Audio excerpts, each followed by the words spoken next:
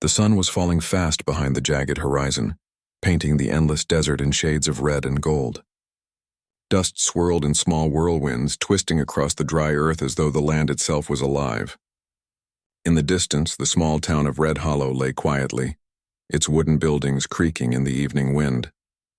For a town so isolated, life had been simple for years, but tonight, that peace would be broken. A figure appeared on the ridge beyond the town. A lone cowboy rode slowly, his coat worn and dusty and a wide-brimmed hat shadowing his face. His horse's hooves kicked up clouds of sand with every step, each sound echoing across the empty plains.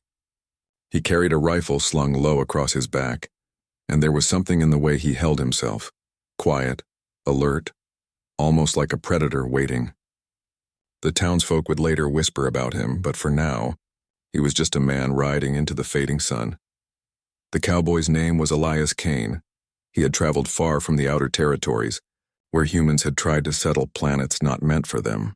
He had seen death, strange creatures, and weapons that could change minds. He carried memories of battles where humanity had barely survived, and now he sought nothing more than a place that still felt human. Red Hollow was supposed to be that place, a tiny oasis of peace in a harsh, unforgiving world. On the outskirts of the town, a woman moved carefully between the adobe buildings. Her name was Naya, and she was a widow. Her husband had been killed years ago defending their land from outsiders, who wanted to claim what did not belong to them.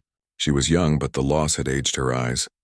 People in Red Hollow knew her as strong, capable, and quiet, but few understood the sorrow she carried, the ache of loneliness and memories that never faded.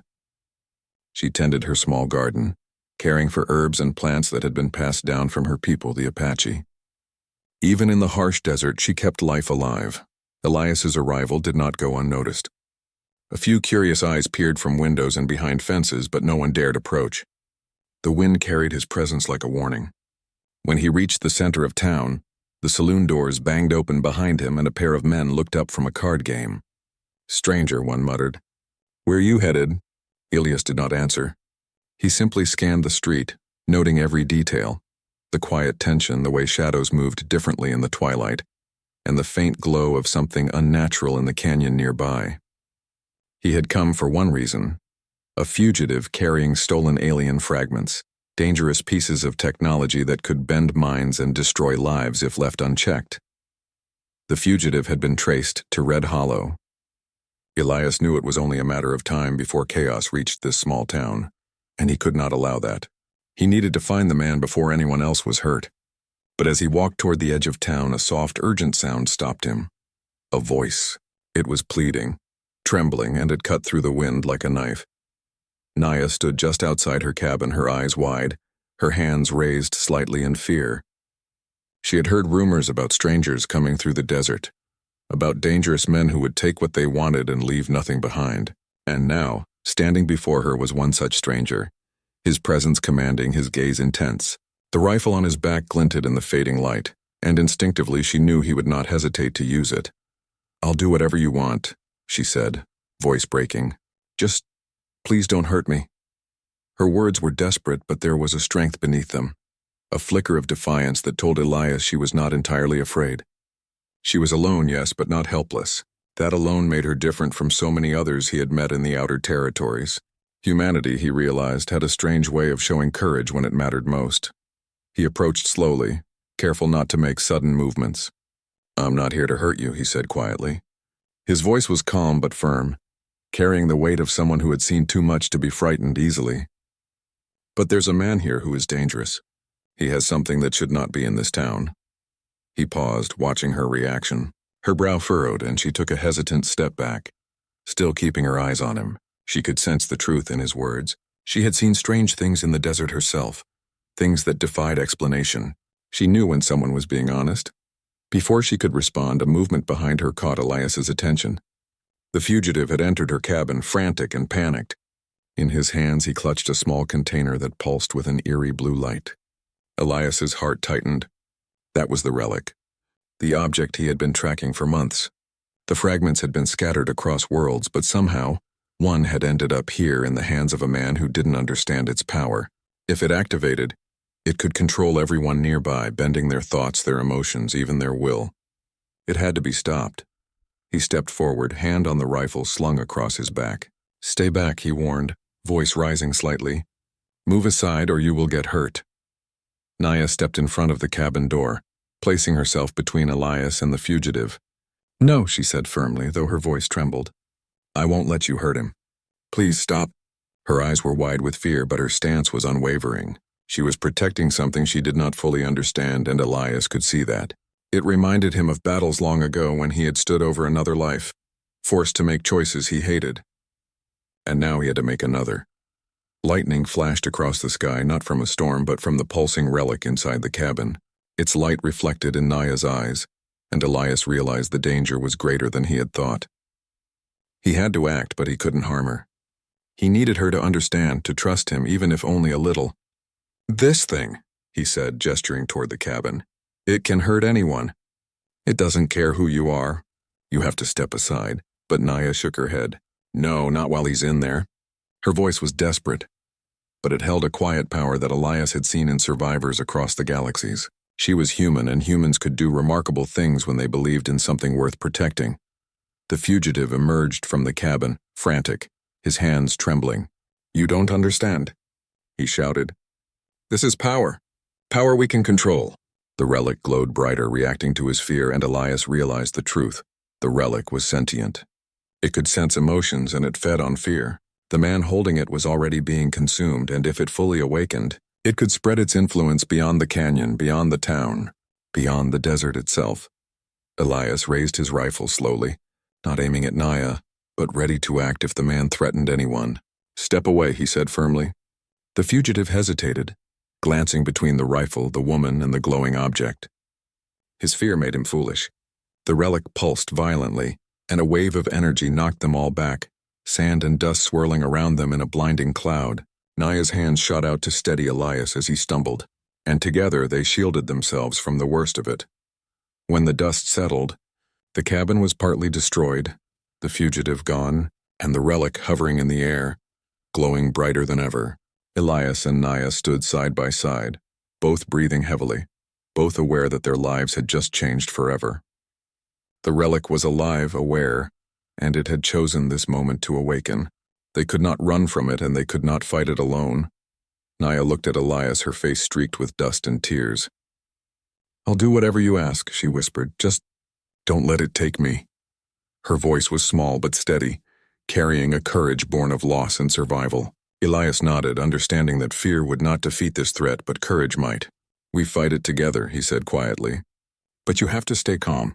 It feeds on fear, and it will try to take your mind." For a long moment they stood in silence, the relic pulsing ominously before them. The desert wind died down, leaving only the low hum of alien energy. Elias felt the weight of what was to come. He had faced strange weapons, alien beasts, and mind-altering devices, but this was something new. And yet he also felt hope. Naya was human, strong in ways that mattered. Humanity's greatest weapon was not technology or guns, it was courage, intelligence, and the will to survive. And if they could harness that, perhaps they could stop the relic before it was too late. Together they prepared for the confrontation, each understanding their role. Elias would face the danger head-on, using every skill he had learned in the outer territories. Naya would provide strength and guidance, focusing her mind and emotions to resist the relic's influence. They did not know if they would survive, but they knew they could not fail. The fate of Red Hollow, and perhaps the wider world, rested on their shoulders. The sun disappeared completely, leaving the desert in twilight. Shadows stretched across the land, merging with the glowing blue light of the relic. The wind whispered through the canyon, carrying a warning and a promise. The first battle had begun, and it would change both Elias and Naya forever. The desert night was deep and still, but the air was tense, alive with the hum of the relic's energy. Elias and Naya stood at the edge of the canyon, the glowing blue light reflecting off their faces. The relic floated a few feet above the ground, pulsing like a heartbeat, and the wind carried a strange vibration that made the hairs on their arms rise. Elias adjusted his rifle, not intending to fire unless absolutely necessary. This was not a weapon they could kill in a simple way. It was alive, intelligent, and it fed on fear. Naya's hands trembled slightly, but her eyes were steady. She had followed her instincts, remembering the lessons her people had taught her. Courage could be stronger than any force, determination more powerful than the most advanced weapon. Elias noticed it in her stance. The quiet confidence of someone who had endured loss and hardship, someone who refused to give in. She was human, yes, but extraordinary in her own way. Humans had a habit of rising to impossible challenges, and he had seen it again and again in the stars. The relic shifted suddenly, reacting to their presence. Its hum grew louder, almost like it was speaking. It pulsed blue and white light, forming shapes that seemed to float and twist in the air, almost human-like but not quite. The edges of the shapes flickered, unstable, as if the relic was probing their minds, testing their resolve. Elias stepped forward cautiously, speaking in a calm but firm voice. "It can feel our fear. Don't let it. Focus on what matters, your life, this land, your strength." Naya nodded, taking a deep breath. She closed her eyes for a moment, remembering her people, their resilience, their stories of survival against impossible odds. She imagined their strength flowing into her, filling her with calm determination. When she opened her eyes, they glowed with a quiet fire. "I'm not afraid," she said softly but clearly. "I will not let it control me." The relic pulsed violently in response, and the air around them seemed to vibrate with energy. It launched a wave of light at them, not deadly in the traditional sense, but designed to overwhelm their minds, to make them doubt, panic, and submit. Elias braced himself, stepping in front of Naya, feeling the pressure against his chest. He could feel the relic probing his memories, seeking the fears he had carried for years. Loss, guilt, pain. The relic would use anything it could find to weaken him. But Elias had been through worse. He remembered battles on distant planets where entire colonies had been wiped out, where survival seemed impossible, where humans had been considered fragile, yet they endured. Humanity had always endured. He held on to that thought, letting it anchor him as the relic's light washed over him. It pulsed brighter and brighter, and for a moment he thought it might succeed. But then Naya stepped forward, raising her hands, and she spoke aloud, her voice steady and commanding. "We are not yours. You cannot take us. You cannot control us." The relic hesitated. Its pulsing slowed, then intensified again, almost as if it was reconsidering. Elias realized something. It responded not just to fear, but to confidence, to courage, to the willingness to resist. Humanity was its counterforce, not just weapons or firepower. Together they had a chance. Elias nodded to Naya. "Stay with me. Keep your mind strong. It will try to separate us, make us doubt, make us fight each other." Naya understood immediately. They had been brought together for a reason, and if they allowed fear or mistrust to creep in, the relic would win. They had to act as one. The relic pulsed again and shot tendrils of light toward them, like electric fingers. Elias dodged and rolled to the side, grabbing a large rock to throw, not at the relic but at the energy tendrils disrupting their path. Naya did the same, moving with grace and precision, throwing stones and herbs that sparked and sizzled in the light, confusing the relic's perception. It reacted, twisting and reshaping, its form unstable now, almost angry. "You see?" Elias shouted over the hum. "It doesn't understand humans fully. It thinks we are weak. But we are not." Naya's eyes met his, and they both smiled briefly despite the danger. That small moment of connection strengthened them. Humans were unpredictable, adaptive, and courageous. That was something no relic, no alien weapon, no machine could ever truly calculate. The relic shrieked, a soundless roar in the desert night. It pulsed wildly, throwing waves of energy that knocked sand and debris into the air. Elias and Naya held their ground, using every ounce of their focus to resist the mental attacks. Memories flashed before Elias's eyes. Friends lost. Battles lost, worlds destroyed, but he held on to the present. To the desert, to Naya.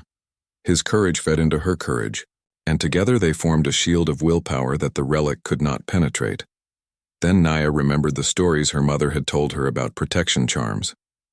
They were simple, small pieces of stone or metal, but they carried intention, purpose, and belief. She reached into her bag and pulled out a small charm her late husband had given her, a simple object with a feather attached. Holding it tightly, she focused all her thoughts on strength, on humanity, on life. She felt it vibrate slightly in her hand, as though recognizing her determination. Elias noticed and nodded. He did the same, pressing a small emblem he carried against his chest. It was a token from his family, a reminder of human resilience and the lives they had fought to protect. Together, With their combined will and focus, they faced the relic head-on. Its light grew blinding, its tendrils whipping and thrashing. But they did not flinch. They did not falter. And then something extraordinary happened. The relic pulsed one final time, a deep, resonant vibration that shook the ground beneath them. The light collapsed inward, folding onto itself, and then exploded outward in a flash of blue-white brilliance. The wave of energy washed over the canyon, but Elias and Naya stood firm. When the light faded, there was silence. The relic was gone, reduced to nothing but dust and faint sparks that quickly vanished. The desert returned to stillness, the stars shining calmly overhead. Elias lowered his rifle, exhausted but alive. Naya sank to her knees, breathing heavily, tears of relief streaming down her face. For the first time in years, she felt truly safe. The relic, the danger, the fear, it was over. They had survived not because of weapons or firepower, but because of courage, unity, and human determination. They stayed there for a long moment, watching the night sky. The desert seemed quieter now, almost grateful. Elias placed a hand on Naya's shoulder, steadying himself. "You did well," he said softly. "Your courage saved us both." Naya smiled weakly. "We did it together," she replied. "We're stronger than we think." By morning, Elias was preparing to leave. He had come to Red Hollow for a mission, for duty, but he had discovered something greater. Humanity's spirit was unmatched, its resilience undeniable. Naya approached him, holding out the small charm she had used in the fight. "Take this," she said, "for protection wherever you go. And remember, humans can survive anything if they stand together." Elias accepted it, fastening it to his coat. As he mounted his horse, he glanced back at Naya and the small town of Red Hollow. He realized he had left a mark here, and it had left a mark on him. In the vastness of space and the harshness of war, he had almost forgotten what it meant to fight for something worth protecting on Earth. Naya had reminded him that courage, heart, and human connection could defeat even the most terrifying forces. The wind picked up, carrying dust across the desert, and Elias rode off toward the horizon. He did not know what challenges lay ahead, alien threats, battles across distant worlds, but he carried something stronger than any weapon, the knowledge that humanity, in its courage and determination, could face any danger. Back in Red Hollow, Naya returned to her cabin. She tended her garden, cleaned the small herb shop, and continued her life, but something had changed. She was no longer just a widow, alone and quiet. She was a survivor, a warrior of the human spirit. And somewhere in the vast desert beyond, Elias rode under the stars, a reminder that humanity's greatest strength was not in weapons, machines, or technology, but in the courage to stand and fight. No matter how impossible the odds, the relic was gone, but its memory remained. It had tested humans and found them unpredictable, unyielding, and alive with courage. That lesson would carry across galaxies and worlds. Humans were not to be underestimated. And as the first rays of sunlight touched the desert, Naya smiled, knowing that she and Elias had proven what humanity could achieve. Even against forces beyond imagination, the desert remained quiet, peaceful, and full of life. And in that quiet, one truth was clear. Humanity would always endure, always fight, and always rise, no matter the threat.